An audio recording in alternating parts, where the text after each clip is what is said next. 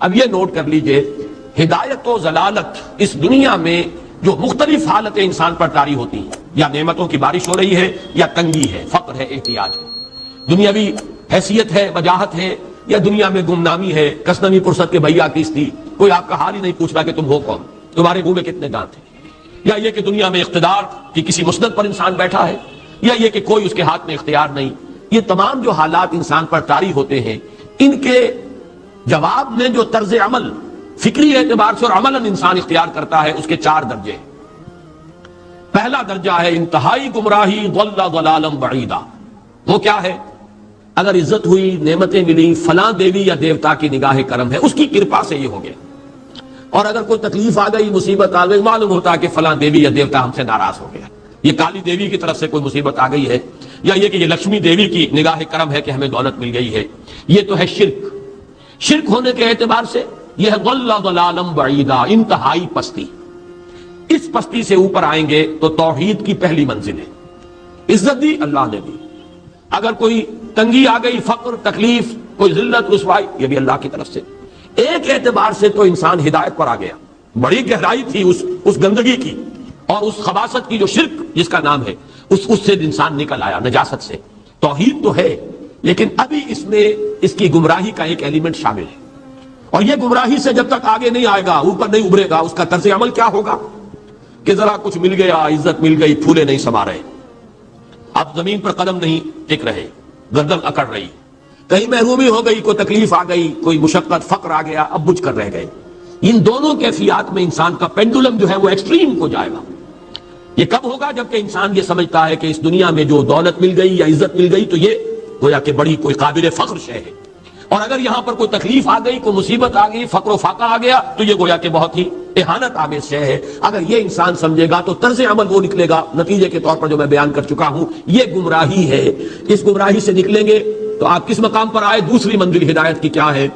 نہ یہ عزت ہے نہ یہ ذلت ہے، دونوں حیثیتیں برابر ہیں کہ یہ امتحان ہے۔ اسی لیے ان دونوں آیتوں میں ایک لفظ قدر مشترک ہے، اذا مبتلاہ، فاما الانسان اذا مبتلاہ ربہ فاکرمہ ونعمہ۔ یہ بھی ایک ابتلا ہے، آزما رہا ہے اللہ، کبھی وہ دے کر آزماتا ہے، کبھی چھین کر آزماتا ہے، کبھی فقر و فاقہ سے آزماتا ہے، کبھی وہ کثرت دولت اور کثرت مال سے آزماتا ہے، کبھی وہ صحت دے کر آزماتا ہے کہ یہ قوت اور توانائی اور صحت جو میں نے دی ہے یہ اس میں کیا کرتا ہے، کبھی وہ مرض کے ذریعے سے آزماتا ہے کہ صبر کرتا ہے کہ نہیں کرتا۔ ہمارے لیے شکوہ اور شکایت تو اس کی زبان پر نہیں آ جاتی، نالا اور شیون تو نہیں آ جاتا، تکلیف جھیلتا ہے کہ نہیں جھیلتا، اس میں تحمل ہے کہ نہیں ہے، تو صبر کرتا ہے یا شکر کرتا ہے۔ یہ دونوں کیفیات در حقیقت اس اعتبار سے مساوی ہے، یہ بھی امتحان، یہ بھی امتحان۔ یہ حقیقت جب سامنے ہوگی، اب وہ پینڈولم جو ہے وہ بہت کم ہو جائے گا، یعنی انسان میں طبعی طور پر تو ایک اثر ہوتا ہے غیر اختیاری، کسی چیونٹی نے کاٹا آپ کے پاؤں پر، آپ اپنا پاؤں ہٹا لیں گے، اس میں کوئی ارادہ نہیں، یہ ریفلیکس ایکشن ہے، غیر اختیاری فعل۔ اس حد تک تو انسان ضرور متاثر ہوتا ہے، اس سے تو کوئی انسان جو ہے وہ بلند تر نہیں ہو سکتا۔ حضرت ابراہیم رضی اللہ تعالیٰ عنہ، حضور کے وہ نومولود فرزند، انتقال جب ہو رہا تھا، آپ کی آنکھوں میں آنسو آ گئے۔ اب یہ طبعی اثر ہے، ایک فعل ہے، انفعالی کیفیت ہے جو بالکل طبعی ہے، لیکن یہ نہیں کہ اس کی وجہ سے انسان کی زبان پر کوئی شکوہ آ جائے، کوئی شکایت آ جائے، یہ نہیں ہوگا، یہ ایمان کے منافی ہے۔ اسی طریقے سے اگر کوئی خوشی ہوئی ہے تو چہرے کے اوپر ایک نکھار آ جائے گا، تبسم آ جائے گا، اس سے زائد نہیں۔ اس حد تک تو یوں سمجھیے کہ انسان کا طبعی تقاضا ہے۔ اس سے زیادہ یہ پینڈولم اگر سوئنگ کر رہا ہے تو گویا کہ اس حقیقت سے انسان محجوب ہے کہ یہ بھی امتحان ہے، یہ بھی امتحان ہے، جو ہم سورہ حدید میں پڑھ چکے ہیں۔ ما اصاب من مصیبت فی الارض ولا فی انفسکم الا فی کتاب من قبل ان نبراها ان ذلک علی اللہ یسیر لکی لا تعصوا علی ما فاتکم ولا تفرحوا بما آتاکم۔ اللہ تمہیں کچھ دے تو اتراؤ مت، اللہ تم سے کچھ چھین لے تو اس کے اوپر افسوس مت کرو۔ یہ نتیجہ ایمان کا نکلنا چاہیے۔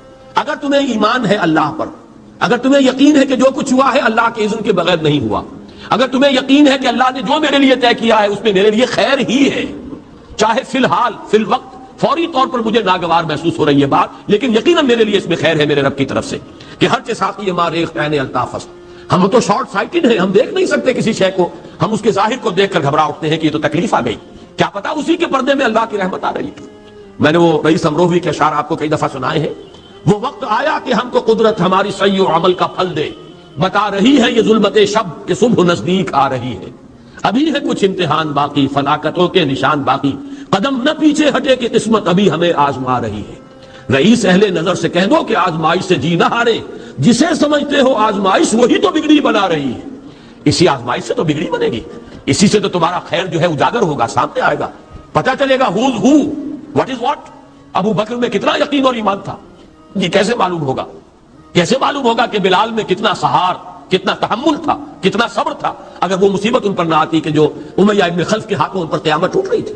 تو یہ ساری چیزیں جو ہے ما اصاب من مصیبت فی الارض ولا فی انفسکم الا فی کتاب من قبل ان نبرأ ان ذلک علی اللہ یسیر لکی لا تأسوا علی ما فاتکم ولا تفرحوا بما آتاکم واللہ لا یحب کل مختال فخور۔ اگر اس حقیقت سے محجوب ہو جاؤ گے تو پھر اختیال اور فخر اور گھمنڈ پیدا ہو جائے گا تمہارے اندر، یا دوسری طرف مایوسی، کمر ہمت ٹوٹ کر رہ جائے گی، خودکشی کرنے کو انسان آمادہ ہو جاتا ہے، ذرا کوئی ناکامی دنیا میں آ گئی، کوئی تکلیف آ گئی۔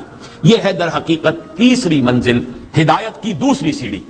پہلا کیا تھا؟ نہاد ضل ضلالا بعیدا، کوئی خیر مل گیا تو کسی دیوی کی نگاہ کرم، کوئی تکلیف آ گئی تو کسی دیوتا کی ناراضی، یہ تو ہے ضل ضلالا بعیدا۔ اس سے اوپر آئے، یہ پہلی سیڑھی ہدایت کی ہے۔ عزت ہے تو اللہ کی طرف سے، اور اگر کوئی ذلت ہے، تنگی ہے تو اللہ کی طرف سے، یہ ہدایت کا آغاز ہو گیا، یہ توحید کی بنیادی منزل ہے۔ اس سے اگلی منزل، یہاں کی ذلت ذلت نہیں، یہاں کی عزت عزت نہیں۔ ذالک یوم التغابن، ہار اور جیت کے فیصلے کا دن تو قیامت کا دن ہے۔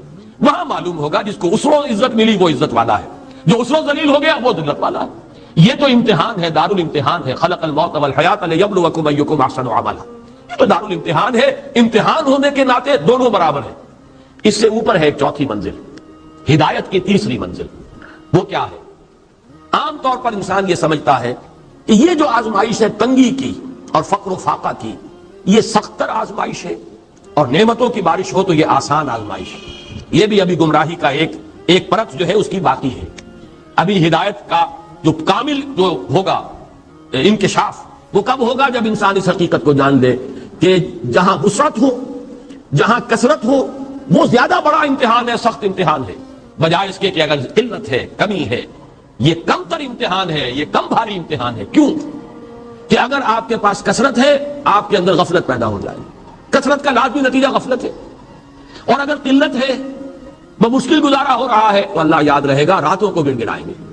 آسائش میں اللہ کو بھول جانا زیادہ ممکن ہے، بلکہ متوقع ہے، اور تکلیف میں اللہ کا یاد آنا زیادہ متوقع ہے۔ اس میں انسان فریاد کرتا ہے، اللہ سے دعا کرتا ہے، تو کون سی چیز نتیجے کے اعتبار سے بہتر ہوئی؟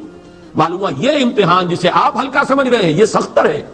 اگر اصل کامیابی قیامت کی اور آخرت کی ہے تو یہ امتحان زیادہ سخت ہے بنسبت اس امتحان کی، اگرچہ اس امتحان کی بھی ایک آخری شکل ہے جس کے بارے میں حضور نے فرمایا کاد الفقر ان یکون کفرا۔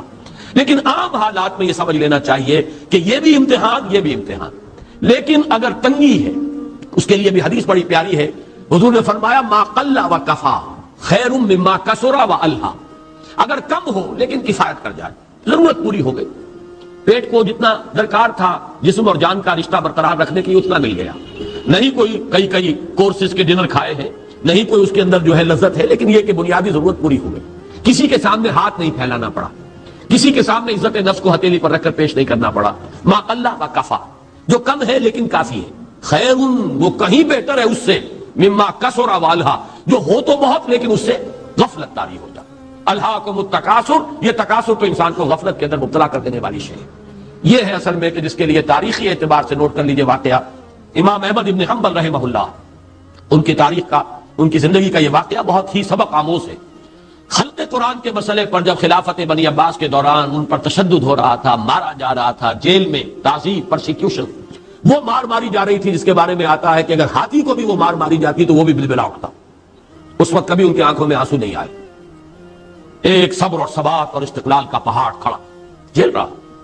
پھر وہ حکومت تبدیل ہو گئی، اب وہ جو خلیفہ وقت ہے وہ خود اس مسئلے میں ان کے ہم خیال ہیں، اب انہیں جیل سے تو نکال دیا گیا۔ اس کے بعد یہ کہ ایک وقت آتا ہے کہ دارالخلافہ سے اشرفیوں کی ایک تھیلی لے کر ایک شخص آتا ہے کہ یہ خلیفہ نے آپ کو ہدیہ بھیجا ہے، نذرانہ ہے۔ اس پر رو پڑی اور یہ عرض کیا بارگاہ خداوندی میں، پروردگار میں اس آزمائش کے قابل نہیں ہوں، یہ آزمائش کہیں سخت ہے، یہ سنہری آزمائش، وہ پہلی آزمائش، اس کو ریزسٹ کرنا جو ہے، ٹیمپٹیشن کو ریزسٹ کرنا، یہ کہیں مشکل ہے اس پرسیکیوشن اور اس تشدد کو برداشت کرنے سے۔ تو یہ خاص طور پر یہ نمایاں نشان ذہن میں رکھیے۔ تو ان آیات میں کہ جو نہایت اہم ہے یہ دو آیتیں قرآن مجید کی، بظاہر سوال آتا ہے کہ اس میں حرج کی کون سی بات ہے؟ اللہ تعالیٰ معز ہے، اللہ تعالیٰ مذل ہے. تعز من تشاء وتذل من تشاء بیدک الخیر، یہ سورہ آل عمران میں آیت آئی کہ نہیں آئی؟ لیکن یہ کہ اصل میں یہ 4 درجے ذہن میں رہنے چاہیے. اگر آسانی ہو، عزت ہو، دولت ہو، فراوانی ہو تو کسی دیوی کی نگاہ کرم یا دیوتا کا کرم. تکلیف ہو، مصیبت ہو تو کسی دیوی یا دیوتا کا اظہار غضب، ناراضگی کا مظہر. اس سے اوپر آئے جو عزت دی ہے اللہ نے دی ہے، مجھے اللہ نے باعزت کر دیا دنیا میں، اور یہ ذلت اللہ نے مجھے ذلیل کر دیا، اس کے اعتبار سے یہ ہدایت ہے، توحید تو آ گئی. لیکن ابھی گمراہی کا ایک ایلیمنٹ شامل ہے. وہ گمراہی کیا ہے کہ نہ یہاں کی عزت ہے، نہ یہاں کی ذلت ہے. وہ جو بھی سردی گرمی اور نرمی سختی، ان تمام کو جو ہے وہ برابر رکھو کہ دونوں جو ہے یہ آزمائش کی کیفیتیں برابر ہیں. یہ ہو گئی گویا کہ اس سے ایک درجہ بلند. ابھی اگر ذہن میں آپ کے یہ ہے کہ یہ فراوانی اور دنیا میں نعمتوں کی بارش اگر ہو رہی ہو تو اس کو سمجھنا کہ یہ ہلکی آزمائش ہے، اور اگر فقر و فاقہ ہو، تنگی ہو، گمنامی ہو، اور دنیا کے میں کوئی حیثیت اور اہمیت حاصل نہ ہو تو یہ گویا کہ زیادہ سخت امتحان ہے. تو ابھی گویا کہ گمراہی کا ایک ایلیمنٹ موجود ہے.